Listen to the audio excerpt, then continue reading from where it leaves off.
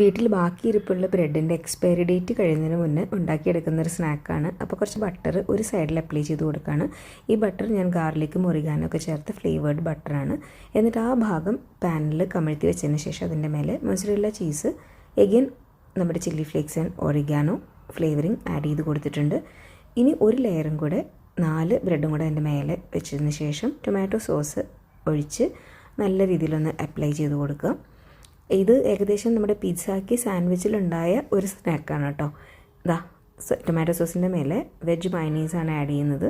എല്ലാം ഫ്രിഡ്ജിലുള്ള സാധനങ്ങളാണ്. വീണ്ടും ഒന്ന് അപ്ലൈ ചെയ്തു. കുറച്ച് ഒനിയൻ സ്ലൈസസ്, ചെറി ടൊമാറ്റോസ് വട്ടത്തിലരിഞ്ഞത്, പിന്നെ ഫ്രോസൺ കോൺ ഉണ്ടായിരുന്നു ഫ്രീസറിൽ, അതെടുത്തു. കുറച്ച് ക്യാപ്സിക്കം, പിന്നെ നമ്മുടെ കയ്യിൽ ഒലീവ്സ് ഉണ്ടായിരുന്നു, സ്ലൈസ്ഡ് ഒലീവ്സ്. എഗെയിൻ ഫ്രിഡ്ജിൽ നിന്ന് എടുത്തിട്ടു. അതിൻ്റെ മേലെ വീണ്ടും കുറച്ച് മൊസറല്ല ചീസും again oregano and chilli flakes കുറച്ച് നേരം മൂടി വെച്ച് വേവിച്ചെടുക്കുക. Snack ready.